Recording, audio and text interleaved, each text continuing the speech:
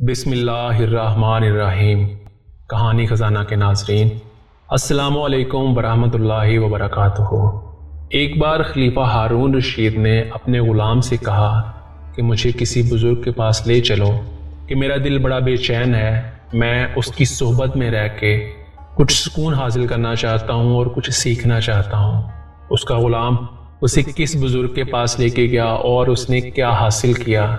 ناظرین، آج کی ویڈیو میں ہم آپ کو اس کے بارے میں بتائیں گے، تو چلیے شروع کرتے ہیں۔ ایک دفعہ خلیفہ ہارون رشید حج کے لیے مکہ معظمہ گیا۔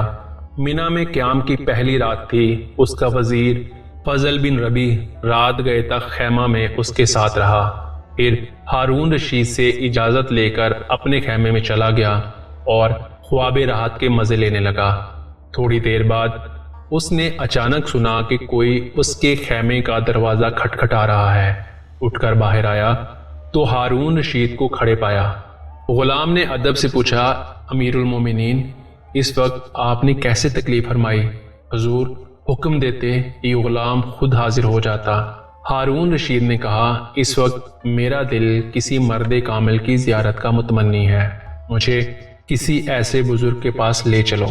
غلام نے عرض کیا کہ یہاں قریب ہی ایک بہت بڑے بزرگ مقیم ہیں، اگر آپ پسند فرمائیں تو ان کے ہاں چلیں۔ ہارون رشید نے کہا، ہاں وہیں چلو۔ دونوں حضرات اس بزرگ کی قیامگاہ پر پہنچے۔ غلام نے دروازے پر دستک دی۔ اندر سے آواز آئی، کون؟ غلام نے کہا، امیر المومنین تشریف لائے ہیں۔ بزرگ جلدی سے باہر نکلے اور بولے، امیر المومنین مجھے پیغام بھیج دیتے، میں خود حاضر ہو جاتا۔ ہارون کچھ دیر ان کے ساتھ گفتگو کرتا رہا۔ چلنے لگا تو پوچھا، کسی چیز کی ضرورت ہو تو ارشاد فرمائیے۔ اس بزرگ نے فرمایا، میرے سر پر قرضہ ہے۔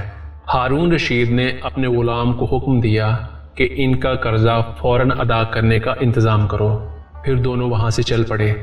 راستے میں ہارون رشید نے اپنے غلام سے کہا، میرا دل مطمئن نہیں، کسی اور مرد کامل کے پاس لے چلو۔ غلام نے کہا، امیر المومنین قریب ہی ایک اور بزرگ رہائش پذیر ہیں، اجازت ہو تو وہاں چلیں۔ ہارون رشید نے کہا، چلو وہیں لے چلو۔ غلام ہارون رشید کو لے کر ان بزرگ کی رہائش گاہ پر پہنچا۔ دروازہ کھٹکھٹایا، اندر سے آواز آئی، کون؟ غلام نے جواب دیا، امیر المومنین آپ سے ملاقات کرنا چاہتے ہیں۔ بزرگ بڑی عجلت سے گھر سے باہر نکلے اور امیر المومنین کو مخاطب کر کے بولے، امیر المومنین آپ مجھے طلب کر لیتے، میں خود حاضر ہو جاتا۔ ہارون رشید ان کے پاس بھی تھوڑی دیر تک بیٹھا اور چلنے کا ارادہ کیا۔ چلتے چلتے ان سے پوچھا، آپ پر کوئی قرض تو نہیں؟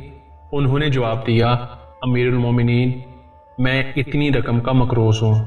ہارون رشید نے غلام کو حکم دیا کہ ان کا قرض ادا کرنے کا فوراً انتظام کیا جائے۔ جب وہاں سے نکلے تو راستے میں اپنے غلام سے اس نے کہا کہ یہاں بھی میرے دل کی مراد پوری نہیں ہوئی، چلو کسی اور کے پاس چلیں۔ غلام نے عرض کی، امیر المومنین اس طرف حضرت فضیل بن ایاس مقیم ہیں۔ ہارون رشید نے کہا، آؤ اب ان کے پاس چلتے ہیں۔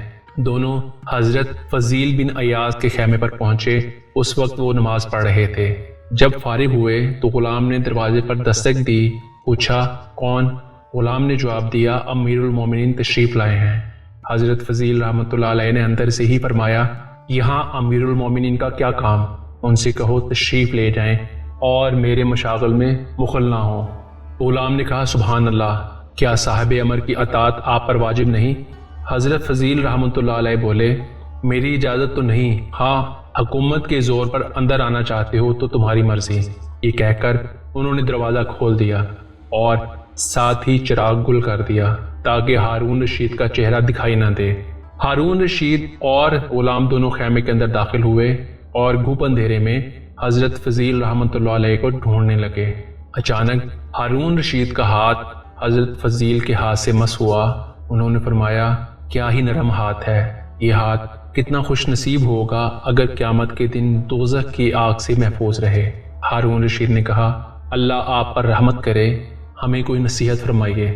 حضرت فضیل بن ایاس رحمۃ اللہ علیہ بولے، تیرے باپ عباس رضی اللہ تعالیٰ عنہ رسول اکرم صلی اللہ علیہ وآلہ وسلم کے چچا تھے، انہوں نے حضور اکرم صلی اللہ علیہ وآلہ وسلم سے درخواست کی، یا رسول اللہ مجھے کسی علاقے کی حکومت عطا فرمائیے۔ حضور نے کہا، اے عباس میں تمہیں تمہارے نفس پر امیر بناتا ہوں، ایسا نفس جو اطاعت حق میں مشغول رہے۔ اس حکومت سے بہتر جس کی ذمہ داریوں کا کوئی شمار نہیں، حکومت قیامت کے دن شرمندگی کا باعث ہوگی۔ ہارون رشید بولا، کچھ اور ارشاد فرمائیے۔ آپ نے فرمایا، امیر المومنین عمر بن عبدالعزیز جب مسند خلافت پر بیٹھے تو انہوں نے رجا بن حیا، سالم بن عبداللہ اور محمد بن کعب القرظی کو بلایا اور ان سے کہا، میں آزمائش میں ڈال دیا گیا ہوں، مجھے کوئی مشورہ دے دو۔ اے ہارون الرشید ذرا اپنے گریبان میں منہ ڈال کر دیکھو۔ عمر بن عبدالعزیز نے تو خلافت کو آزمائش خیال کیا، لیکن تم اور تمہارے ساتھی اسے نعمت سمجھ کر اس پر ٹوٹ پڑتے ہیں۔ آپ سنو کہ عمر بن عبدالعزیز کو سالم بن عبداللہ نے کہا، اگر آپ چاہتے ہیں قیامت کے دن عذاب الہی سے محفوظ رہیں تو مسلمانوں میں جو بڑی عمر کا ہے اس کو اپنے باپ کی طرح، جو آپ کی عمر کا ہے اس کو اپنے بھائی کی طرح، اور جو لڑکا ہے اس کو اپنے فرزند کی طرح سمجھیے۔ اس طرح غیر عورتوں کو اپنی ماؤں کی طرح اور بہنوں کی طرح سمجھیے۔ رجا بن حیا نے کہا، آپ قیامت کے دن حق تعالیٰ کے سامنے شرمسار نہیں ہونا چاہتے تو مسلمانوں کے لیے وہی پسند کیجیے جو آپ اپنے لیے کرتے ہیں، اور جس چیز کو اپنے لیے برا سمجھتے ہیں اسے مسلمانوں کے لیے بھی برا سمجھیے۔ پھر جب چاہے بے خوف و خطر اپنی جان خالق حقیقی کے سپرد کر دیجیے۔ اے ہارون الرشید، اے خلیفۃ المسلمین، میں بھی تمہیں اسی دن کا خوف دلاتا ہوں جب بڑے بڑے مضبوط قدم ڈگمگا جائیں گے۔ اللہ تم پر رحم کرے، کیا تمہارے ساتھی عمر بن عبدالعزیز کے ساتھیوں کی طرح ہیں جو تم کو ان جیسا مشورہ دیتے ہیں؟ حضرت فضیل کے ارشاد سن کر ہارون رشید پر رکت طاری ہو گئی اور وہ اس قدر رویا کہ غشی طاری ہو گئی۔ جب ہوش آیا تو کہا، کچھ مزید فرمائیے۔ فضیل بن عیاض رحمۃ اللہ علیہ نے فرمایا، اے ہارون میں تیرے اس حسین و جمیل چہرے سے ڈرتا ہوں کہ کہیں دوزخ کی آگ میں جلس نہ جائے۔ یاد رکھ قیامت کے دن حق تعالیٰ تجھ سے ایک ایک مسلمان کی نسبت سوال کرے گا کہ تو نے ان سے انصاف کیا یا نہیں، یہاں تک کہ اگر کوئی بڑھیا کسی رات بھوکی سو گئی تو قیامت کے روز وہ بھی تیرا دامن پکڑے گی اور تجھ سے جھگڑا کرے گی، پس اس چہرے کو آگ سے بچا سکتا ہے تو بچا، اور زندگی کے لیل و نہار اس طرح گزار کہ تیرے دل میں اپنی رایا کے بارے میں کوئی کھوٹ اور کینہ نہ ہو، کیونکہ رسول اکرم صلی اللہ علیہ وآلہ وسلم نے فرمایا ہے کہ جس حاکم نے اس حالت میں صبح کی کہ اس کے دل میں اپنی رعایا کے خلاف کینہ بھرا ہوا ہو، اور وہ جنت کی بو بھی نہیں سونگھ پائے گا۔ ہارون رشید یہ سن کر زاروں زار رونے لگا، یہاں تک کہ اسے اپنی سدھ بدھ نہ رہی۔ غلام نے حضرت فضیل بن عیاض سے کہا، امیر المومنین سے کچھ نرمی برتیے، آپ نے تو انہیں مار ہی ڈالا۔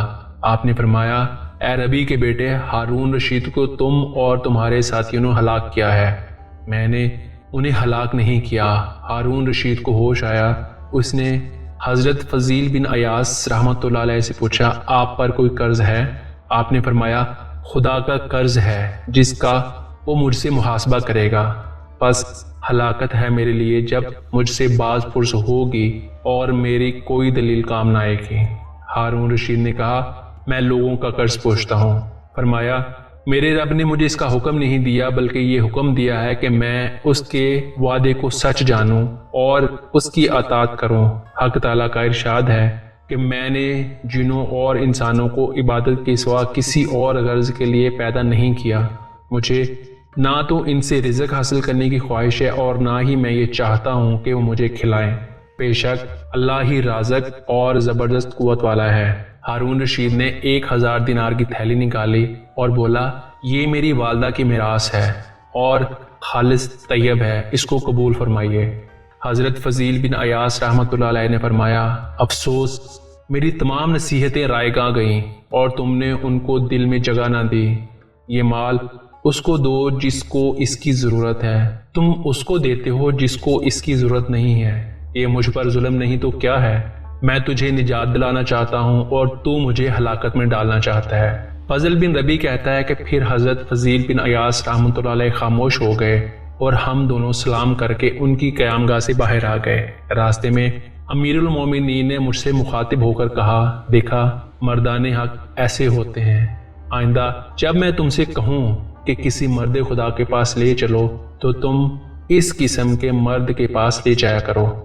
پیارے دوستو، اس قصے سے ہمیں یہ سبق حاصل ہوتا ہے کہ ہم کبھی بھی دنیا کی طلب میں نہ لگیں، بلکہ اپنی آخرت کو سنوارنے کے لیے ہر وقت کوشش میں لگے رہیں۔ اللہ کریم سے دعا ہے کہ اللہ تعالی ہمارے لیے آسانی پیدا کرے، ہمیں اپنا اور اپنے پیارے حبیب صلی اللہ علیہ وآلہ وسلم کا عشق عطا فرمائے۔